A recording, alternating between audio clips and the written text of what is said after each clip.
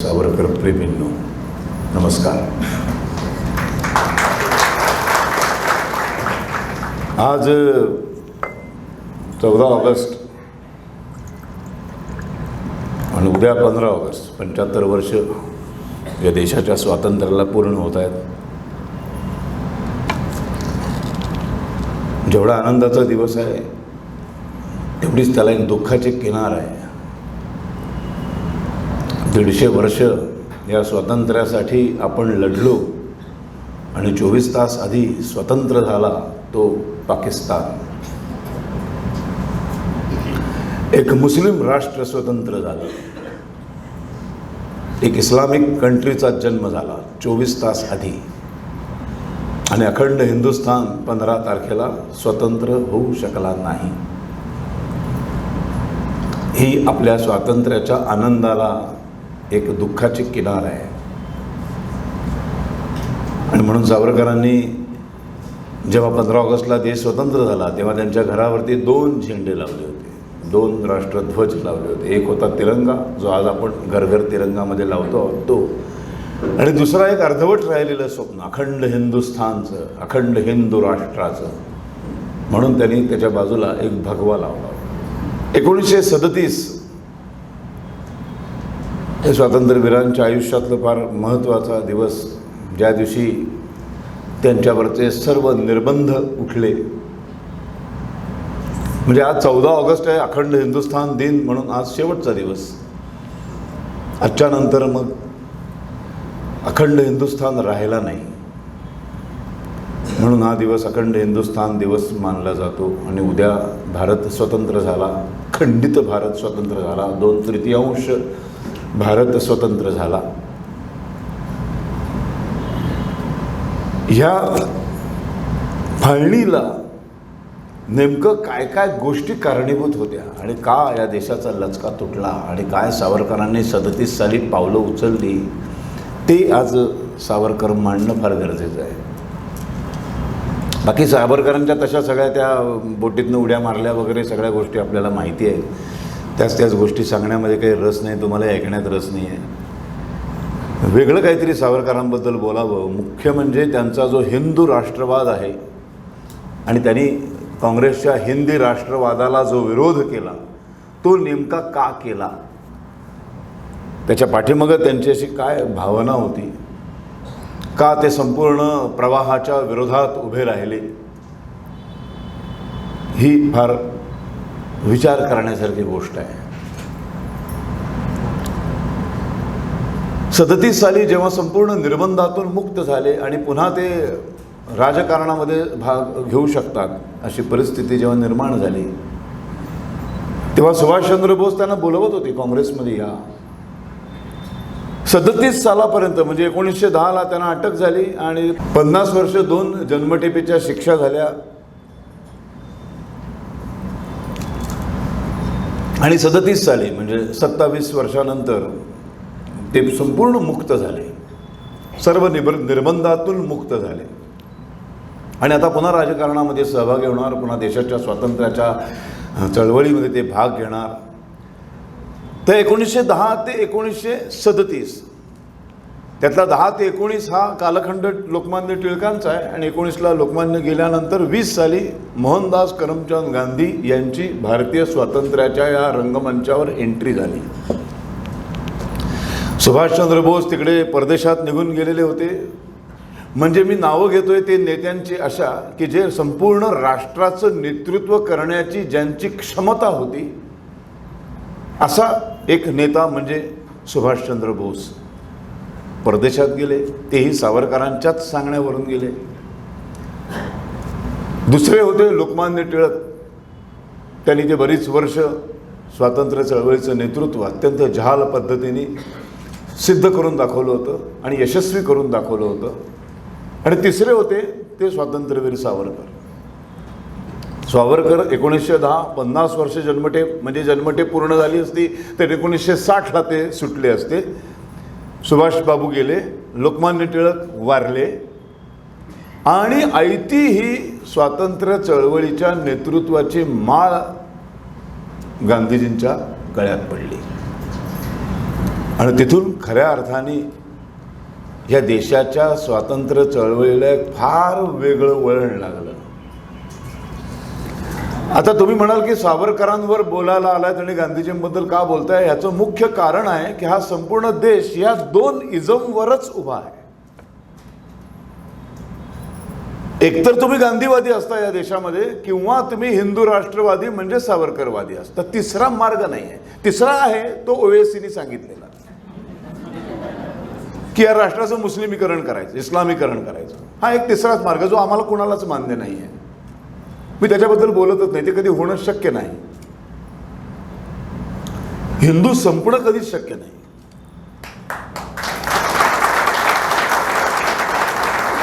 त्यामुळे हिंदू संपत नाही, त्यामुळे हे राष्ट्र हिंदूंचं इस्लामिक राष्ट्र होण्याचाही संभव नाही. दूर दूरपर्यंत कित्येक लाखो वर्ष भविष्यात हे कधी होऊ शकत नाही. त्याच्याबद्दल निश्चिंत राहा. कितीही भयानक परिस्थिती निर्माण झाली तरी हिंदू धर्म आणि हिंदू राष्ट्र कधी संपू शकत नाही.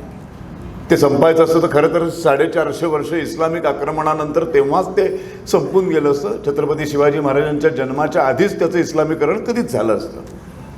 कारण 450 वर्ष ते सातत्याने प्रयत्न करत होते तरी त्यांना यश आलं नाही. त्यामुळे तो प्रश्न नाही. त्यामुळं 75 वर्षाचा इतिहास या देशाच्या स्वातंत्र्यानंतरचा, 75 वर्ष झाली या देशाच्या स्वातंत्र्याला. हा देश 75 वर्षांचा झाला आणि 75 वर्ष आपण एका माणसाच्या नेतृत्वाखाली, एका माणसाच्या सत्य अहिंसा या मार्गावर चालत आलेले आहोत. आणि म्हणून हा देश इथपर्यंत आलेला आहे. या देशाची किती प्रगती झाली, किती अधोगती झाली हे मी सांगायची गरज नाही, ते आपल्या सर्वांना माहिती आहे. संपूर्ण अधोगतीच झाली असं मी अजिबात म्हणणार नाही. प्रगती ही अनेक ठिकाणी झालेली आहे, पण ती सुद्धा होण्याची कारणं पुन्हा सावरकरच्या विचारांवरती कधी कधी जेव्हा चाललेत थोड्या थोड्या वेळाने, तेव्हा तेव्हा ती प्रगती झालेली आहे. उदाहरणार्थ इंदिरा गांधींनी पहिल्यांदा केलेली अणुबॉम्बची चाचणी, ही गांधी ट्रॅक सोडून थोड्या वेळासाठी त्या जेव्हा सावरकर ट्रॅकवरती आल्या आणि सावरकरांचं ऐकलं आणि अणुबॉम्बची चाचणी घडवून आणली, त्याच्यानंतरची पाकिस्तानची युद्ध आपण जिंकलेली आहे. त्यामुळे ते थोडासा ट्रॅक जेव्हा जेव्हा त्यांनी बदललाय, सावरकरवादी थोड्या कारणासाठी जेव्हा जेव्हा झाले तेव्हा तेव्हा देशाचं भलं झालेलं आहे. शस्त्राविण स्वातंत्र्य कोणा न मिळे हे म्हणणारे एक संत आहेत, संत तुकाराम महाराज. भले तरी देऊ कासेची लंगोटी, नाठाळाचे माथी हाणू काठी. एका संतांनी आपल्याला हेच शिकवलंय. अहिंसा शिकवलेली नाही. एकनाथ महाराजांनी लढायला शिकवलं, समर्थ रामदास स्वामींनी लढायला शिकवलं. जिथे संत सुद्धा आपल्याला लढायला शिकवतात तिथे आपल्यावरती अहिंसा नावाचं एक भूत असं बसलं डोक्यावरती, ते बसवलं गेलं. जाणीवपूर्वक एक अर्धा श्लोक अहिंसा परमो धर्मा हा आमच्या माथ्यावरती 75 वर्ष मारला गेला. आणि 15 ऑगस्टला 26 जानेवारीला एक गाणं चौकामध्ये वाजवलं गेलं. आम्ही लहानपणापासून तेच गाणं ऐकत मोठे झालो. साबरमती के संत तूने कर दिया कमाल, देश को दी आजादी बिना खड्ग बिना ढाल. तो एक मार्ग आहे. सत्याग्रह अहिंसा हा अनेक स्वातंत्र्य मिळवण्याच्या मार्गातला एक मार्ग आहे. त्या एकाच मार्गामुळं स्वातंत्र्य कधीच मिळालेलं नाही. मुळात कधी स्वातंत्र्य रक्त न सांडता मिळूच शकत नाही. संघर्षाशिवाय, लढ्याशिवाय, युद्धाशिवाय काहीही हासिल होत नाही. जगाच्या इतिहासामध्ये कुठल्याही देशाला अशा अहिंसेने स्वातंत्र्य मिळालं नाही. पण आमच्या माथ्यावर ते सातत्याने मारलं गेलं, आम्हाला हे बिंबवलं गेलं. आणि 15 ऑगस्ट आणि 26 जानेवारीला जो काही इतिहास आम्हाला शिकवला जातो, सगळ्या चॅनल्सवरनं दाखवला जातो, तो बरोबर 1920 ते 47 गांधी पर्वाचा इतिहास शिकवला जातो. त्याच्या आधीचा इतिहासच शिकवला जात नाही. खरं तर टिळक हे काँग्रेसचे आहेत, पण काँग्रेसला टिळक चालत नाही. सुभाषचंद्र बोस हे काँग्रेसचे आहेत, पण काँग्रेसला सुभाषबाबू चालत नाही. ही खरी गंमत आहे. आणि जाणीवपूर्वक केलं गेले. सत्ता हातामध्ये असली की काय काय होऊ शकतं. घरघर तिरंगा फडकवू शकतो ना सत्ता हातात असली की. इच्छा असो नसो सगळेच लावायला लागलेत. मग एखाद्या समाजवाद्याला, एखाद्या डाव्या विचारसरणीला पण अरे अख्ख्या बिल्डिंगमधल्या सगळ्यांनीच लावला, मग आपण लावला नाही तर, म्हणून नाईलाजाने का होईना पण त्याला तो झेंडा लावावा लागला. छान वाटतं सगळे. आता मी येताना बघितलं बोरिवलीवरून सगळीकडे झेंडे झेंडे झेंडे झेंडे, अगदी त्या मेकॅनिकच्या दुकानापासून टपरीपासून सगळीकडे झेंडे लावले. म्हटलं क्या बात आहे. तरी फेसबुकवर काही लोक झेंडा लावला नाही म्हणजे काही आम्ही देशभक्त नाही असं होत नाही. त्याच्यावर मी एकाला उत्तर दिलं, मग नको लावू ना, तुझ्यावर काय आम्ही काय बंदूक लावून सांगितलेलं नाही की झेंडा लावा म्हणून. नका लावा नका लावू. सगळ्याच गोष्टी असं व्यक्त करायच्याच नाहीत असं ठरवलं तर मग आपण काय होईल आपलं आयुष्य, नाही का? काही व्यक्तच करायचं नाही. भूक लागली व्यक्त नाही करायची. काय व्यक्त केली म्हणजेच भूक लागली असं होतं का?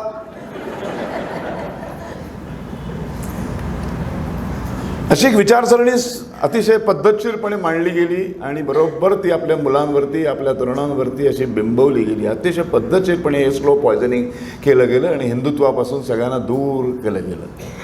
आता कुठेतरी हे बरे दिवस यायला लागलेत.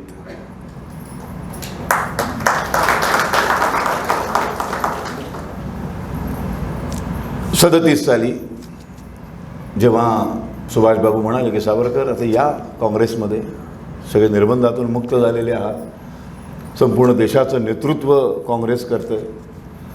बरं, मुळात आता आणखीन काही अनेक गोष्टी आहेत ज्या आज तुमच्या क्लिअर करतो की ही राष्ट्रीय जी काँग्रेसची स्थापना आहे ही कुठल्याही भारतीयांनी स्थापन केलेली नाही बरं का. हे ॲलन ह्यूम नावाच्या एका ब्रिटिश अधिकाऱ्यांनी त्यांच्या फायद्यासाठी 1885ला राष्ट्रीय काँग्रेसची स्थापना केली आहे आणि तो पहिला अध्यक्ष होता. त्याच्यानंतर अजून एक ब्रिटिश अधिकारी होता आणि त्याच्यानंतर मला वाटतं दादाभाई नौरोजी, हे मी चुकत नसेल तर, हे त्या राष्ट्रीय काँग्रेसचे अध्यक्ष. मग तिथून आपले भारतीय पुढारी हे अध्यक्ष व्हायला लागले आणि ही सगळी कळवळ म्हणजे 1857चं स्वातंत्र्य समर संपल्यानंतर स्वातंत्र्य हा शब्दच संपुष्टात आला होता. मध्ये 20-25 वर्ष म्हणजे वासुदेव बळवंत फडक्यांचा जन्म होईपर्यंत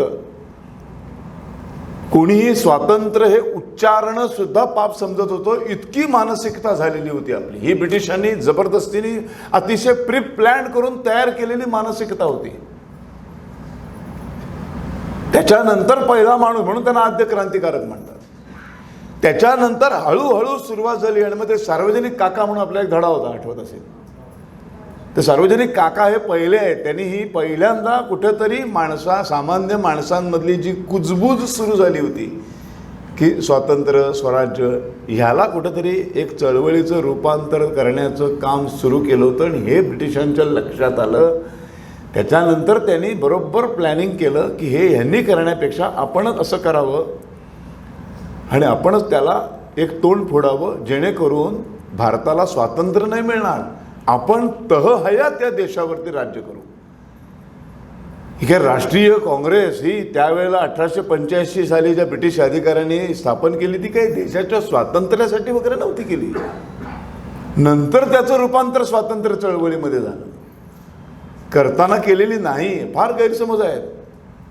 आणि आताची जी पंजाबवाली काँग्रेस आहे ती मुळात ती काँग्रेसच नाही आहे जी आता आपल्याला सांगितलं ना ही सर्वात जुना पक्ष आहे. तर हा जुना पक्ष नाहीच आहे. हा यांच्या आजीने काढलेला पक्ष आहे त्याच्यातनं बाहेर पडून, म्हणून तर त्याच्यावर पंजा आहे. त्याच्या आधी होतं गाय वासरू, आठवत असेल. ती वेगळी काँग्रेस. राष्ट्रीय काँग्रेस आणखीनच वेगळी, जी गांधीजी स्वातंत्र्यानंतर बरखास्त करा म्हणाले होते. ती केवळ स्वातंत्र्यासाठी आहे. ती आता बरखास्त करा म्हणाले होते पण ती बरखास्त झाली नाही. त्यासाठी कधी त्यांनी उपोषण पण नाही केलं. पण अभिनव भारत संघटना ही देशाच्या स्वातंत्र्यासाठी आहे. स्वातंत्र्य मिळाल्यानंतर ती बरखास्त करा असं म्हणणाऱ्या सावरकरांनी ती खरोखर समारंभपूर्वक बरखास्त केली.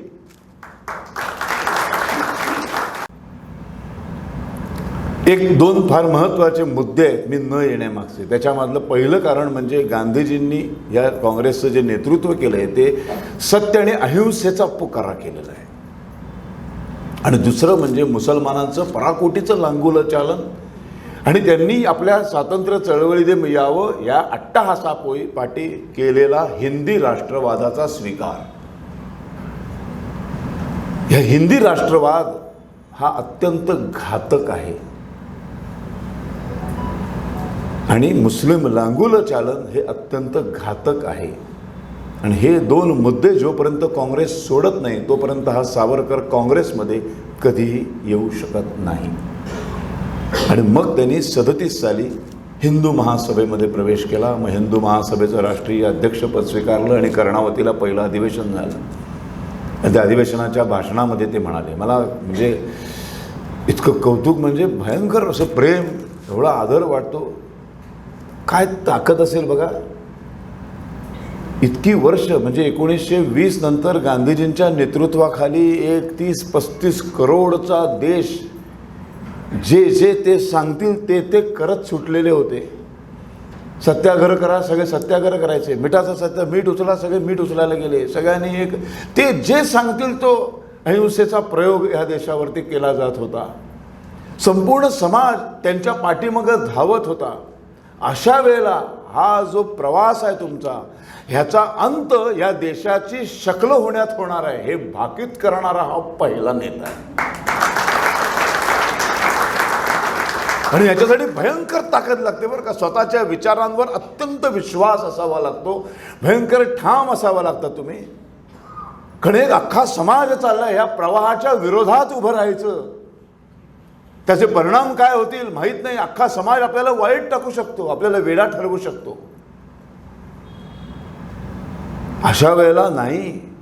सावरकर म्हणायचे की 99.99% माणसं माझ्या विरोधात गेली, मी एकटा पडलो, मला वाईट टाकलं, तरीसुद्धा देशहिताचं, हिंदू धर्माच्या हिताचं जे आहे तेच मी बोलणार.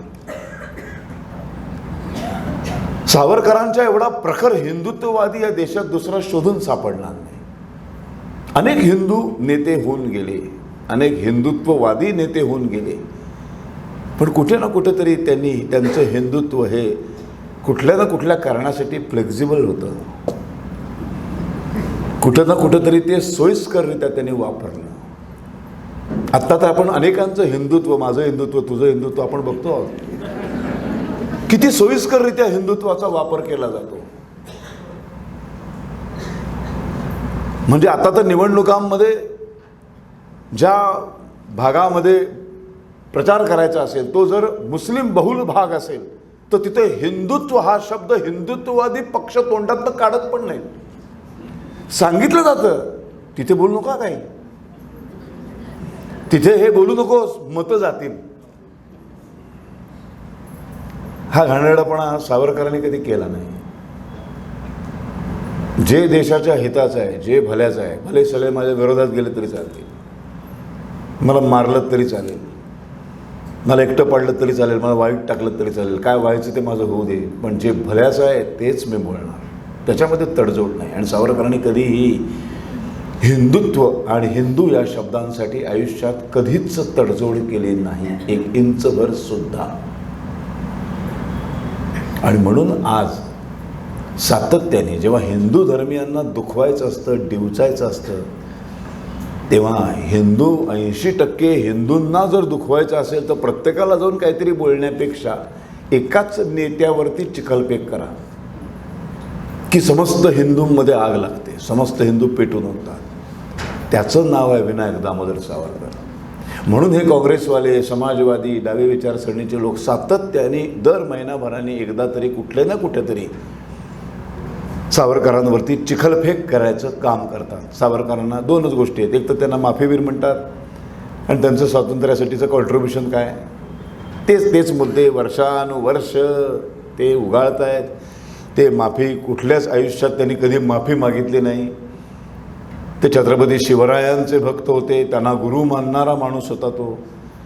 त्यामुळे छत्रपती शिवरायांनी आपल्याला शिकवलं आहे की एखादी मोठी उडी मारायची असेल तर 4 पावलं मागे यावं लागतं. महापुरे झाडे जाती तिथे लव्हाळे वाचती, लव्हाळ्यासारखं होता आलं पाहिजे.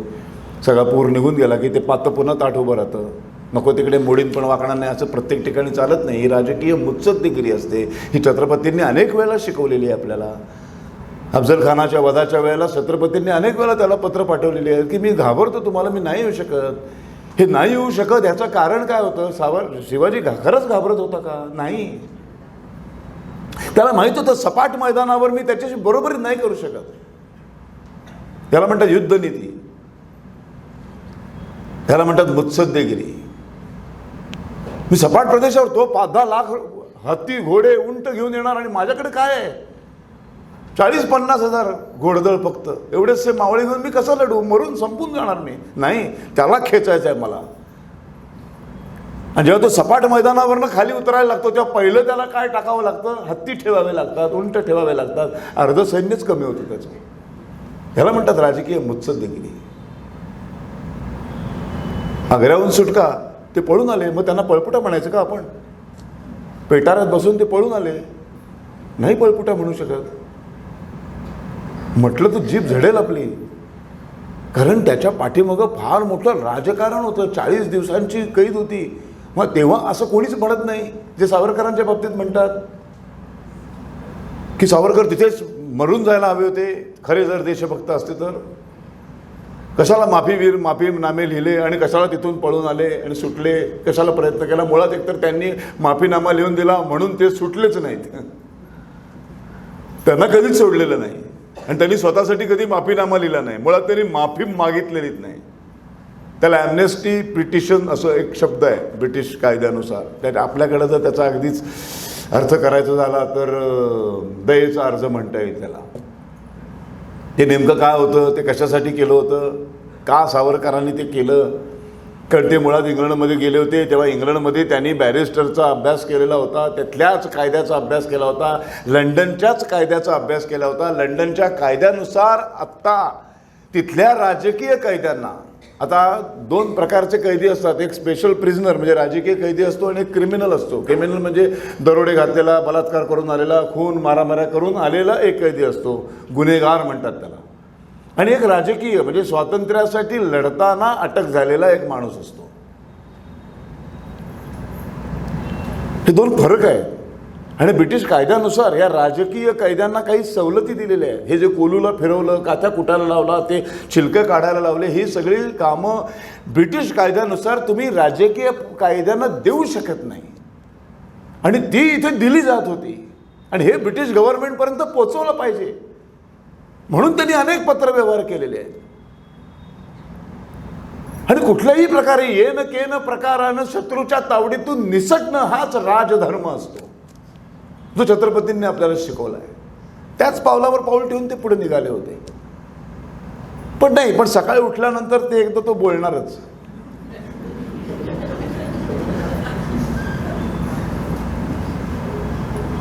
गंमत कशी आहे की 75 वर्ष त्यातली 50 ते 60 वर्ष केंद्रापासून ते ग्रामपंचायतीपर्यंत काँग्रेसचं सरकार आहे. एक संधी सावरकरांना बदनाम करायची सोडत नाही, त्यांचा अपमान करायची सोडत नाही. तरी सुद्धा 75 वर्षानंतर सावरकर ऐकायला एवढी माणसं येतात.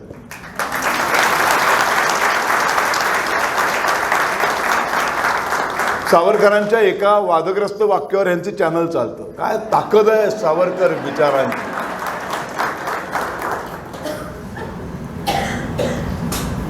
ही दहशत आहे जी मी परवा म्हटलं ना पुण्यामध्ये.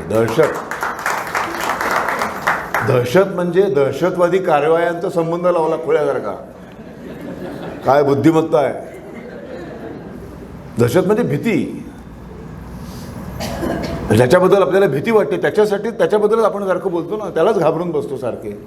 जर सावरकरांची भीतीच नसेल तर कोण कशाला बोलेल. अनेक व्याख्यानं येतात पण असे कोण येत नाही. तो माझं व्याख्यान असलं की आलेच सगळे.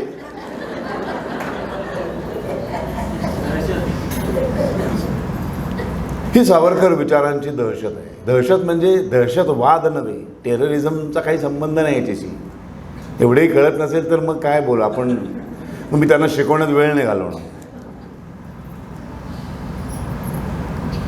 तर हा हिंदी राष्ट्रवाद नेमका काय आहे.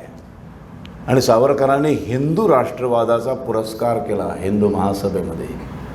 आणि त्या कर्णावतीच्या पहिल्या भाषणामध्ये ते म्हणाले की हा हिंदी राष्ट्रवाद जो काँग्रेसने स्वीकारला आहे ना, याचे परिणाम या देशाचे तुकडे केल्याशिवाय राहणार नाही. आणि 37 साली बोललेला हा माणूस 47 साली फक्त 10च वर्षांनी वाक्य खरं ठरलं आणि या देशाचे तुकडे झाले. बरोबर 75 वर्षापूर्वी ह्याच दिवशी या देशाचा एक धर्माच्या आधारावर तुकडा पडला. आता हे हिंदी राष्ट्रवाद काय आहे. कारण ह्या देशामध्ये वर्षानुवर्ष शतकानुशतकं हिंदू राहतात, तितकेच मुसलमान पण राहतात. हे वास्तव आहे. हे कोणीच नाकारण्याचं काही कारण नाही. आणि पूर्णपणे इथून मुस्लिम काढून टाकणं हे पण आता शक्य नाही. आता आपल्याला ते स्वीकारायचे काही पर्याय नाही आपल्याकडं. आपल्याबरोबर काही टक्के मुसलमान या देशामध्ये राहणार आहेत, हे सत्य आहे, हे आपण स्वीकारलंच पाहिजे. आणि ते सावरकरांनी सुद्धा स्वीकारलेलं होतं. हे करण्याची सुवर्ण संधी आली होती 47ला. ते बाबासाहेब आंबेडकरांचंच वाक्य आहे की तिथला शेवटचा हिंदू इथे येत नाही आणि इथला शेवटचा मुसलमान तिथे जात नाही तोपर्यंत फाळणी यशस्वी होत नाही. फाळणी तेव्हाच यशस्वी होईल, फाळणी तेव्हाच संपेल जेव्हा इथला शेवटचा मुसलमान तिकडे जाईल आणि तिथला शेवटचा हिंदू इथे. एक प्युअर मुस्लिम राष्ट्र, एक प्युअर हिंदू राष्ट्र. बाकीच्या वेळेला आंबेडकरांचं सगळं मान्य करतात, ते सुद्धा सगळं सोयीस्करपणा आहे बघा. तिथे मात्र आंबेडकरांचं ऐकायचं नाही. मग त्या महापुरुषाचं आपण ऐकत नाही.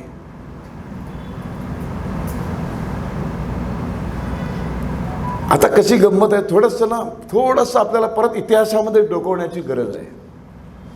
त्या देशावर अनेकांनी आक्रमणं केली. पण आक्रमणं, चोरी, मारी, दरोडे कोणावर टाकतो आपण? दरोडेखोर ज्याच्याकडे काहीतरी लुटण्यासारखं आहे. माझ्या घरावर काय मिळणार? खूप पुस्तकं आहेत, ती घेऊन काय करणार तो दरोडेखोर? असे सावरकरांचे अनेक फोटो, असे अनेक पुतळे माझ्याकडे आहेत, ते चोरून तो काय करणार? तो माझ्या घरावर नाही पडत. श्रीमंत असतात ना जे, भ्रष्टाचाराने खूप पैसा, त्या आता नोटाबिटा दिसतं बघ कुणाच्या घरात काय काय सापडलं वगैरे, अशा लोकांच्या घरी दरोडा पडतो. दरोडेखोरचा विचार करतो ना कुणाला निवडायचं. तसे सगळे भारत म्हणजे संपूर्ण जगाचं भ्रमण करता करता ज्या ज्या वेळेला सिंधू नदीच्या काठावर लोक आली त्या त्या वेळेला त्यांना दिसलं की अरे बापरे, हे सिंधू नदीच्या पलीकडं काय जबरदस्त असं एक राष्ट्र निर्माण झालेलं आहे. हिंदू राष्ट्र आहे, हिंदुस्थान. काय सुंदर आहे ते, सोन्याचा धूर निघतोय, काय माणसं राहतात इथे. म्हणून 4थ्या शतकापासून त्या देशाला लुटावं अशी इच्छा लुटेरूंना झाली. मग हुणांनी आक्रमण केलं, मग शकांनी आक्रमण केलं, मग ग्रीकांनी आक्रमण केलं, मग डचांनी आक्रमण केलं.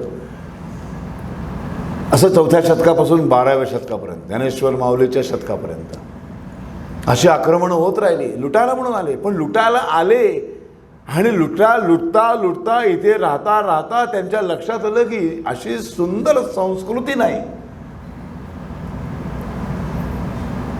काय सुंदर देश आहे हा. प्रेमात पडली लोक आणि लुटून न्यायच्याऐवजी ते आमचेच झाले आणि ते आमच्यात राहिले आणि ते मिक्स होऊन गेले. आमच्यात ग्रीक कधी मिक्स झाले आम्हाला कळलंच नाही, हुण कधी मिक्स झाले आम्हाला कळलंच नाही, शक कधी आमच्यातले होऊन गेले आम्हाला कळलंच नाही. आपल्याला माहिती नसेल, कदाचित आपल्यापैकी एखादा कोणीतरी आपल्या खूप मागच्या पिढीतला शक असू शकतो, आपल्याला कसं माहिती असणार? हे मी 4थ्या, 5व्या, 6व्या शतकापासूनच बोलतोय हो. कोणीतरी हुण असू शकतो ना, आपल्याला कसं कळणार? नंतर मग इथेच राहिले, मग इथल्याच माणसांची बायकांची लग्न झाली, असं ते हायब्रिड होत मग ते झाले असतील देशपांडे कुलकर्णी. म्हणजे देशपांडे कुलकर्णी यांचे पूर्वज ग्रीक होते असा अर्थ कृपया काढू नका. उद्या हेच चालवणार. सगळ्या देशपांडे कुलकर्णीचा मोर्चा येईल माझ्या घरावर. नाही, तो नाही येऊ शकत. आपले लोक असलं काही करत नाही.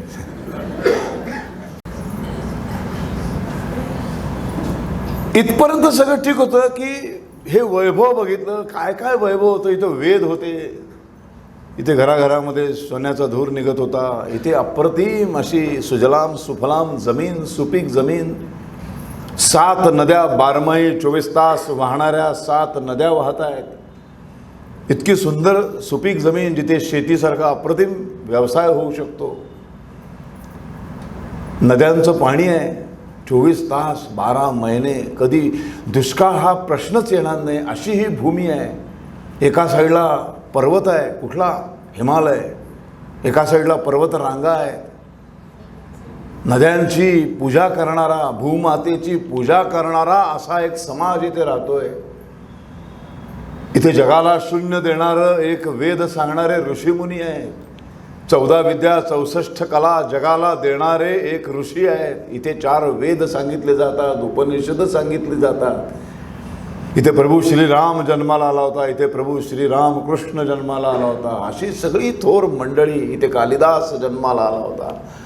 असं वैभव बघितलं आणि ते लुटायची इच्छा झाली आणि मग ते आले आणि नंतर प्रेमात पडले आणि ते आमचेच होऊन गेले.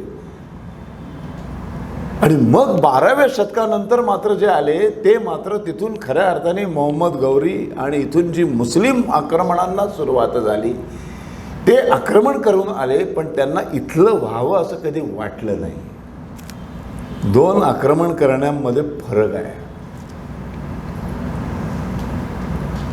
कधीच वाटलं नाही त्यांना. म्हणजे सावरकर वयाच्या 24-25व्या वर्षी ग्रंथ लिहितात इंग्लंडमध्ये असताना. 1857चा स्वातंत्र्य समर या ग्रंथामध्ये ते सढळ हाताने जिहाद आणि गाझी या शब्दांचा सढळ उपयोग करतात. सर बहादूर शाह जफरचं तोंड फाटेस्तोवर स्तुती करतात.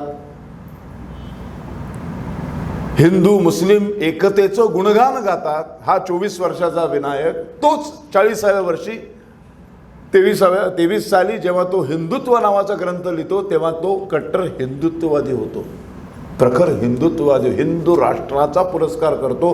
हिंदुत्व हेच राष्ट्रीयत्व व्हायला पाहिजे या भूमिकेपर्यंत 24, 25 ते 40 या 15 वर्षामध्ये त्याचं संपूर्ण भ्रमण आहे. हे वैचारिक भ्रमण होऊन तो एक ठाम भूमिका घ्यायला तयार होतो आणि हिंदुत्व नावाचा ग्रंथ लिहितो आणि हिंदू राष्ट्राची संकल्पना मांडतो.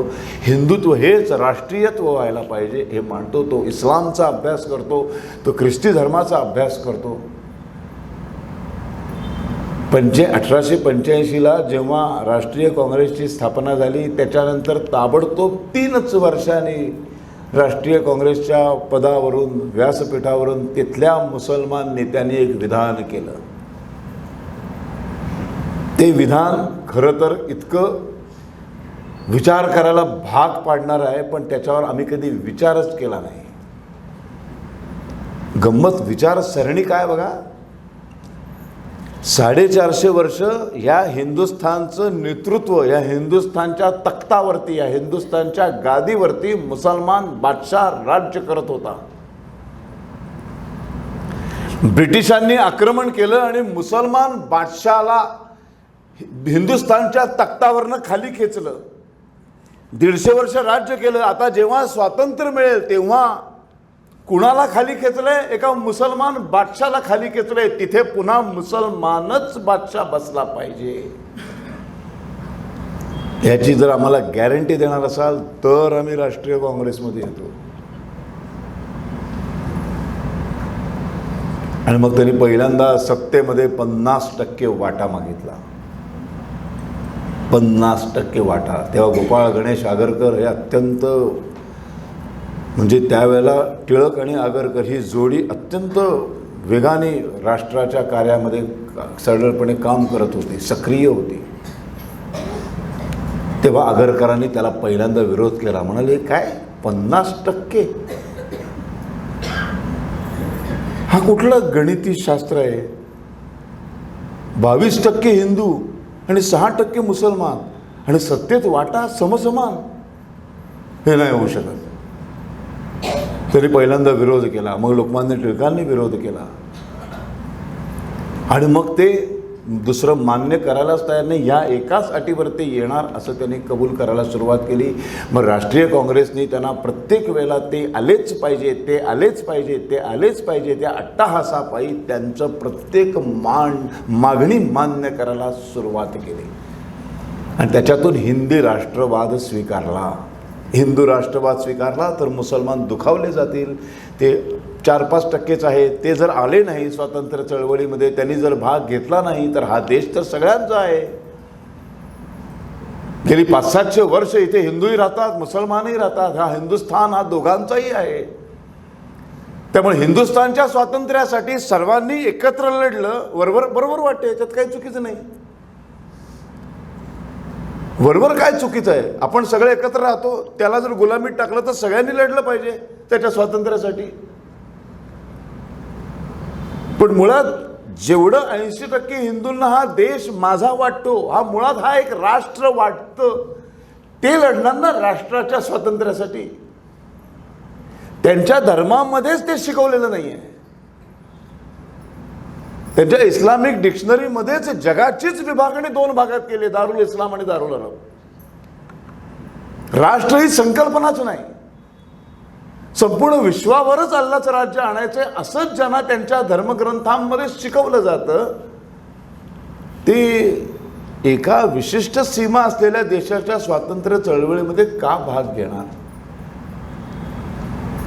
आणि जर ते घेणारच नाही, त्यांची मानसिकताच जर नाही, तर त्यांनी यायलाच पाहिजे, आमच्याबरोबर आलंच पाहिजे. या अट्टाहासापायी आपण त्या मागतील ते गोष्ट मान्य करत जर गेलो तर त्याचा परिणाम काय होणार? शेवटी ते सगळंच मागून घेतील. आणि तसंच झालं. त्यांनी शेवटी एक राष्ट्र मागितलं. 47 साली 36 कोटीचा देश होता. 36, 37, 35 एवढाच असेल. त्याच्यात 33% मुसलमान होते. जेव्हा त्यांची आकडेवारी 33% झाली, त्यांनी एक इस्लामिक राष्ट्राची मागणी केली. ती त्यांना द्यावी लागली आणि एक पाकिस्तानचा जन्म झाला. पाकिस्तानचा जन्म झाल्यानंतर तिकडे 15% हिंदू तिथेच राहिले आणि इथे गांधीजींच्या कृपेमुळं 8% मुसलमान राहिले. 75 वर्ष दोन्ही देशांच्या स्वातंत्र्याला झाली. आज पाकिस्तानला झाली, उद्या आपल्याला होतील. 75 वर्षामध्ये तिथले 15%चे अर्धा टक्का शिल्लक राहिले. 15%चे अर्धा टक्का शिल्लक राहिले. गेले कुठे? 14.5% गेले कुठे? आणि इथे 8%चे 22%च्या वर झाले. इतिहास काय सांगतो? 30% क्रॉस केले. मध्यंतरी का सुब्रमण्यम स्वामी आहेत ना भाजपचे, त्यांनी एका व्याख्यानात हे सांगितलं होतं, जेव्हा जेव्हा 30% ते क्रॉस करतात तेव्हा तेव्हा ते तुकडा मागतात. 22% क्रॉस झाले. आता 30% क्रॉस झाले की अजून एक 25 वर्षानंतर अजून एक तुकडा मागणार. आणि तो तुकडा मागू नये म्हणून सावरकर अंमलात आणणं फार गरजेचं आहे. म्हणून सावरकर घरोघरी पोचवणं फार गरजेचं आहे. घर घर तिरंगा तसं घर घर सावरकर असं पोचणं फार गरजेचं आहे. हिंदूंना जागृत करणं गरजेचं आहे. आणि हिंदू जागृत झाले, हिंदू सगळे एक झाले म्हणजे लगेच आम्ही मुसलमानांची कत्तल करायला निघालो असं मुळातच नाही आहे. ही भीती जी घालवली जाते, ही भीती जी घातली जाते तीच मुळात चुकीची आहे. अजिबात नाही. उलट आहे. उलट सावरकर असं म्हणतात की ज्या दिवशी हिंदू राष्ट्र होईल त्या दिवशी मुसलमान सुखाने जगतील या देशात.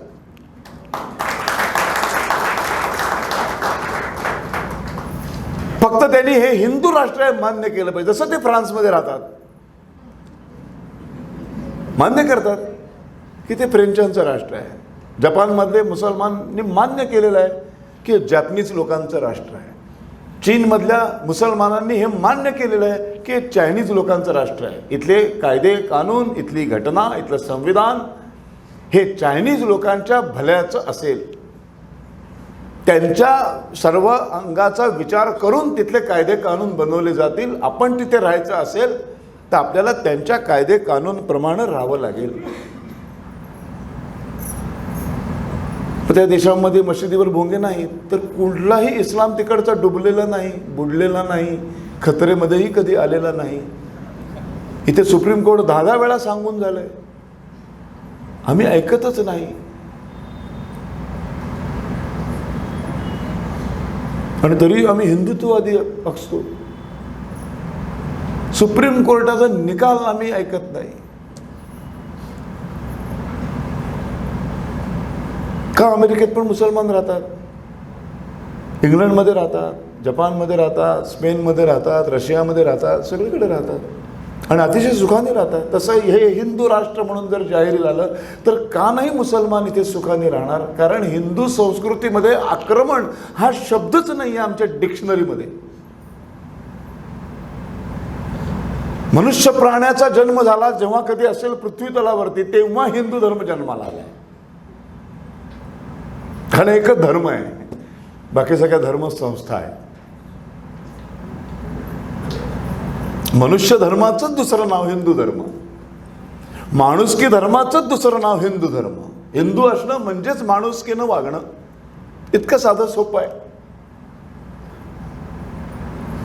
त्यामुळे आक्रमण करणं आम्हाला माहीत नाही. अख्खं रामायण वाचा, अख्खं महाभारत वाचा. प्रभू श्रीरामाने कधीही तुम्हाला रामायणात असं दिसणार नाही की कुठलं उगाच आपलं सैन्य घेऊन गेला आणि कुठल्या तरी एका राज्याचा विध्वंस केला आणि तिथल्या सगळ्या अहिंदूंना हिंदू बनवून टाकलं बाणाच्या जोरावरती. तिथल्या सगळ्या मशिदी चर्चेस पाडली आणि सगळे मंदिर उभी केली. असं कुठे नाही. श्रीकृष्णाने अर्जुनाला असं कधी सांगितलं नाही, जा एक उद्ध्वस्त करून टाक सगळं इस्लामिक राष्ट्र, जा एक ख्रिस्ती राष्ट्र सगळं उद्ध्वस्त करून टाक आणि सगळी तिथे चर्चेस पाडून मशिदी पाडून सगळीकडे मंदिर उभी करा आणि शस्त्राच्या धाकावरती सगळ्यांचं हिंदूकरण करून घ्या. अजिबात नाही. हे आमच्या DNA मध्येच नाही आहे. हे आमच्या रक्तातच नाही आहे.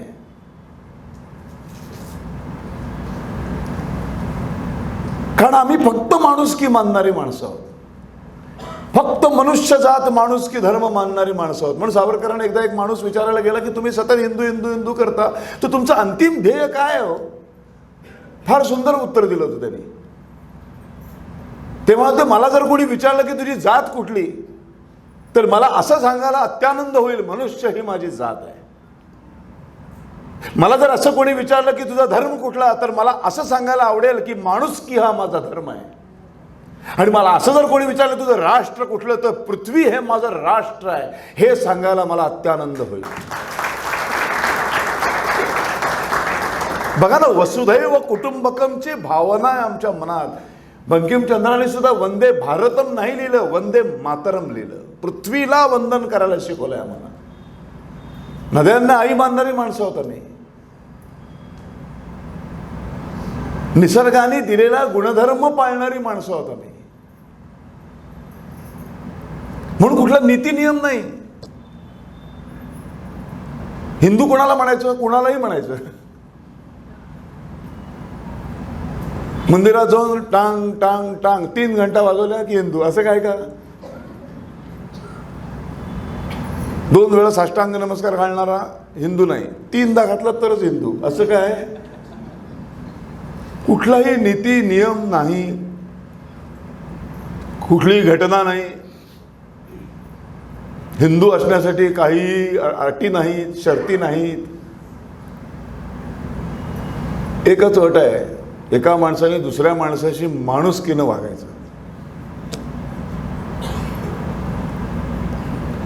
त्यामुळे हाच आमचा धर्म आहे. त्यामुळे निधर्म असं काही जगात नसतं. आणि हा इतका सुंदर धर्म आहे म्हणून सावरकर म्हणायचे की जे 4% आहेत त्यांना तुम्ही या म्हणून लांगुल चालन करण्याच्या ऐवजी त्यांना असं ठणकावून सांगा की आम्ही 80% 90% हिंदू आमच्या देशाच्या स्वातंत्र्यासाठी लढणार आहोत, लढत आहोत आणि आम्ही स्वातंत्र्य मिळाल्याशिवाय राहणार नाही. स्वतंत्र होणाऱ्या भारतामध्ये भले किती वर्ष लागतील, 40 वर्ष लागतील, 50 वर्ष लागतील, 60 वर्ष लागतील, मला माहीत नाही. लढाई तर सुरू केलेली आहे आम्ही. याला यश कधी येईल मला माहीत नाही, पण यश येणार तर कधीतरी ना कधीतरी नक्कीच येणार आहे. कधी ना कधीतरी या देशाला स्वातंत्र्य नक्कीच मिळणार आहे. पण ते फक्त आम्ही 80% लढून मिळालेलं असेल.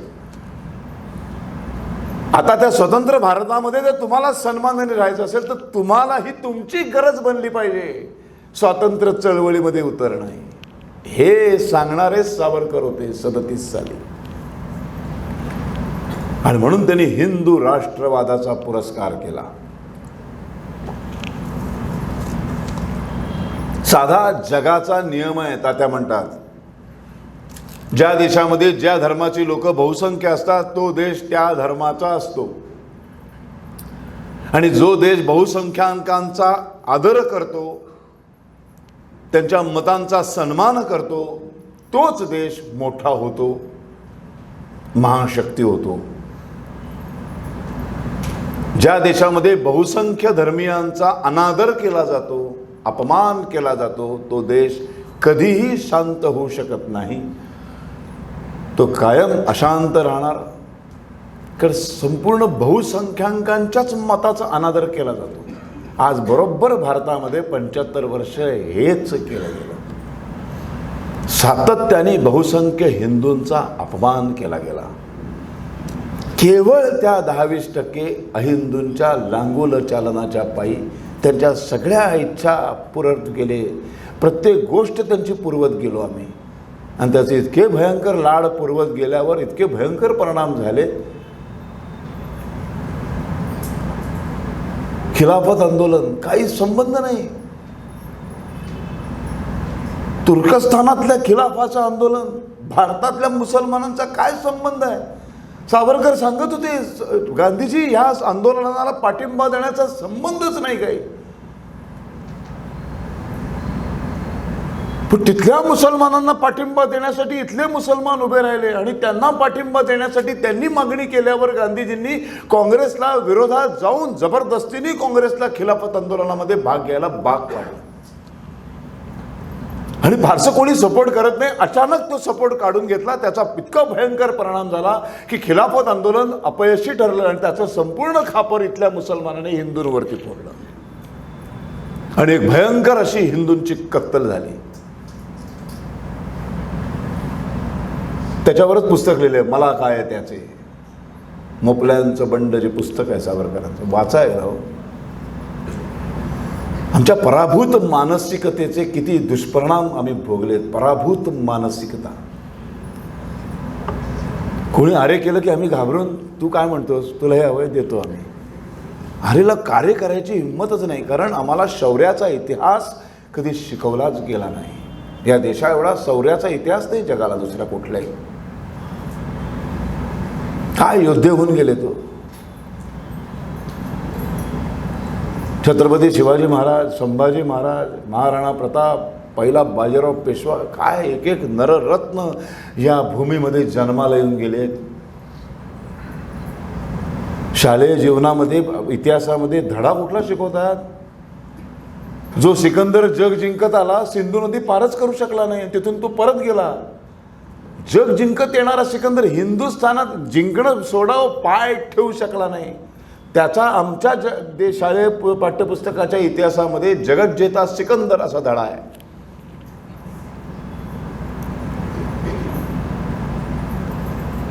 छत्रपती शिवाजी महाराज आता हळूहळू असे शिकवले जातील, सेक्युलर शिकवावे लागतील. कारण का, अफजल खानाचा वध शिकवला तर ते भावना दुखावतात. शाहिस्ते खान शिकवला, त्यांच्या भावना दुखवतात, ते धडे वगळायचे. मग शिकवणार काय? मग मला कधी कधी हा प्रश्न पडतो, मग शिवाजी महाराजांबद्दल शिकवायचं काय? मग ते कसे सिंहासनावर बसायचे, कुठल्या तलम कापडाचा झगा, असं कुठली नेमकी तलवार कुठल्या धातूची होती वगैरे, असं शिकवणार आपण?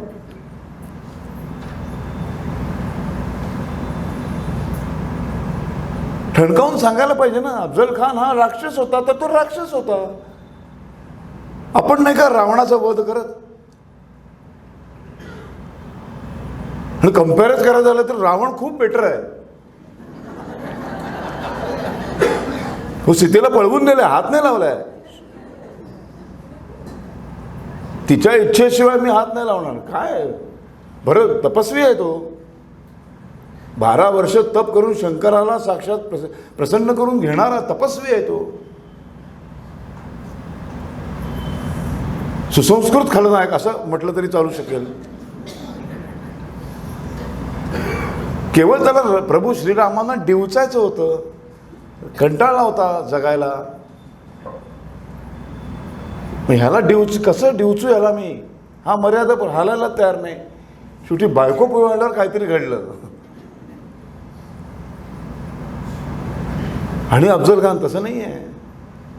लाखो मंदिरं उद्ध्वस्त करत गेला, हजारो स्त्रिया पाठवल्या, माणसं पाठवली, असं करत आलेला आहे अफजल खान. मग त्याचा वध केल्यावर मुसलमानांच्या भावना दुखवण्याचं कारणच काय? मुस्लिम लांगुल चालनाचा किती कळस गाठलाय बघा. काही वर्षांपूर्वी ते चित्र दाखवलं होतं गणेशोत्सवामध्ये सांगली जिल्ह्यात, माहिती आहे ना? त्याच्यावरनं केवढे राडे झाले. अनंत चतुर्दशी नंतर आमचे कित्येक गणपती विसर्जना विनाच दगडावर बसून होते. कित्येकांना अटक झाली. त्या केसेस अजून चालू आहेत. कुठे चाललोय आम्ही? आम्ही आमच्या देशाचा इतिहास नाही शिकवायचा. वंदे मातरम ते नाही म्हणणार म्हणाले. दुर्गा दशप्रहरण धारिणीम तमामि तारिणीम असं म्हटल्यावर म्हणे त्यांच्या हिंदूंच्या देवदेवतांचं गुणगान गाणारं गीत आहे असे टूम काढली. अरे नाही मूर्खांनो. सावरकर म्हणतात तुम्ही प्रत्येकच गोष्ट त्यांनी ऑब्जेक्शन घेतलं की ती काढून टाकताय. हे चालणार नाही. हाच हिंदी राष्ट्रवाद अत्यंत धोकादायक आहे. खिलाफत आंदोलनाला गरज नसताना आम्ही मदत करायला गेलो. ते अपयशी ठरलं. त्याचं साला खापर आमच्यावर फोडलं. आमचीच हिंदूंची कत्तल झाली. वंदे मातरम त्यांनी ऑब्जेक्शन घेतलं. आम्ही लगेच पुढची सगळी कडवी काढून टाकली. दोनच ठेवली.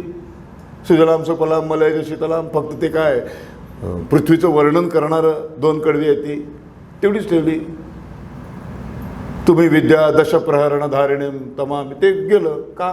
तर त्यांचा असा समज झाला दुर्गा म्हणजे काय. दुर्गा म्हणजे देवी आपली. अहो पण कवी कोण आहे. बंकिमचंद्र हिंदू कवी आहे. कवी आहे ना. कवी उपमा देतो. उपमा अलंकार असतात त्याच्या कवितेमध्ये. त्यांनी पहिल्यांदा पृथ्वीवरती पृथ्वीला माता म्हटलं त्यामुळे ती स्त्रीलिंगी झाली.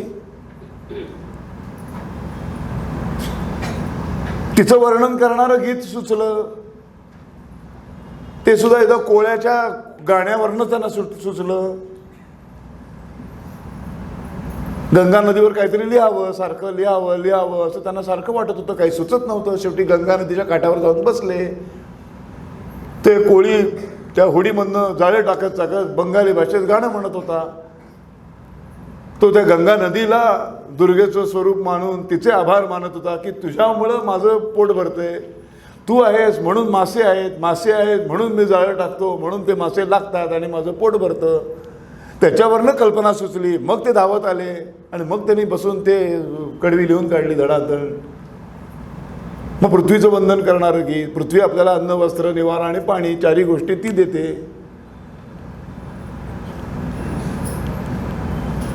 मग ती कशी दिसते मला. पाऊस पडून गेल्यानंतर कशी दिसते. हिरवीगार दिसते. सुजलाम सुफलाम आहे ना. एखादी स्त्री कशी अशी स्नान झाल्यानंतर मग ती सगळी अलंकार घालायला सुरुवात करते. गजरा घालते. सगळे दागदागिने घालते. मग कशी दिसते. ती दुसरं कडवं आहे. मग त्यांना वाटलं की पण ही जेव्हा चिडते तेव्हा काय होतं. हिचं रूप कसं आहे.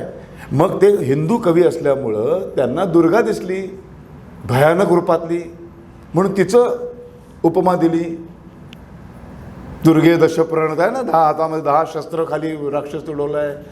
तर हे ऑब्जेक्शन घेणाऱ्याला समजावून सांगायचं का तो ऑब्जेक्शन घेतोय म्हणून लगेच ती 3 कडवी काढून टाकायची. सावरकर याच्यावरती सातत्याने बोलतात. आणि म्हणून सावरकर म्हणतात की जोपर्यंत हिंदी राष्ट्रवाद काँग्रेसने स्वीकारलाय तोपर्यंत आणि मुस्लिम लांगुलं चालन चालू आहे तोपर्यंत मी कधीही काँग्रेसमध्ये येणार नाही. कारण मला माहिती आहे हिंदी राष्ट्रवादाचा शेवट काय होणार आहे. देशाचे तुकडे. आणि ते झाले 10 वर्ष. फक्त 10 वर्ष. फार काळही लागला नाही वाक्य खरं ठरायला. ते नेहमी म्हणायचे की मी उच्चारलेले शब्द आणि मी मांडलेले विचार हे 30-40 वर्षानंतर समाजाला पटतात रुचतात. तितकी वर्ष माझी वाट बघण्याची तयारी आहे. एकदा काही समाजवादी लोकांनी सावरकरांच्या 60व्या वाढदिवसाला त्यांना निमंत्रण द्यायला गेले. तर S.M. जोशी सावरकर एकटेच असे होते जे त्यांना श्रीम जोशी म्हणायचे. तुम्हाला माहीत असेल.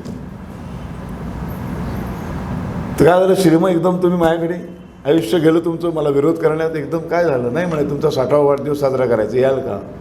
म्हणजे येईन ना पण एकदम मला माझा वाढदिवस नाही. याचं उत्तर मी तुम्हाला जाहीर सभेत देईन तुम्ही या. सावरकर म्हणाले गेलो मी. सगळे समाजवादी नेते मंडळी बसले. त्याच्यात सावरकर बसले. मग त्यांचा सत्कार झाला. शाल श्रीफळ वगैरे झालं. त्यांना सन्मान चिन्ह वगैरे देण्यात आलं. आणि मग श्रीमंत जोशी उभे राहिले आणि म्हणाले की मी जेव्हा निमंत्रण द्यायला गेलो तेव्हा तात्यारावांना तेव्हा ते मला म्हणाले की मला कसं काय तुम्ही बोलवताय. आयुष्यभर माझ्या हिंदुत्ववादी विचारांना तुम्ही विरोध केला. तर त्याला आज मी जाहीरपणे उत्तर देतो की आम्ही आत्ताच्या 60व्या हिंदुत्ववादी सावरकरांचा सत्कार करत नाही आहोत.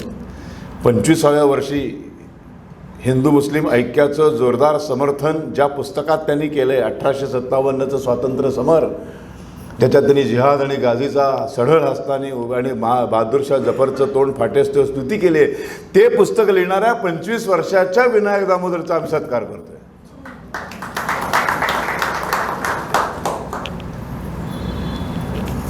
सावरकर हसले आणि मग सत्कार मूर्ती शेवटी उभी राहिली बोलायला. म्हणाले, मी जेव्हा प्रश्न विचारला तेव्हा ते म्हणाले मी जाहीरपणे उत्तर देईन. त्यांनी आज छान उत्तर दिलं. हेच माझं म्हणणं आहे. मी नेहमी हेच म्हणत आलो की मी मांडलेले विचार समाजाला कळायला रुचायला 30-40 वर्ष लागतात. तर मी माझ्या वयाच्या 25व्या वर्षी मांडलेले 1857 या समाजवाद्यांना कळायला माझी 60 यावी लागेल. आता मी माझ्या 40व्या वर्षी लिहिलेला हिंदुत्व नावाचा ग्रंथ यांना कळायला आता मला 100 वर्ष जगावंच लागेल. कदाचित माझ्या शतक महोत्सवाला हे पुन्हा सत्कार करतील आणि भाषणामध्ये म्हणतील की आता आम्हाला हिंदुत्ववादी सावरकरांचा सत्कार करायचा.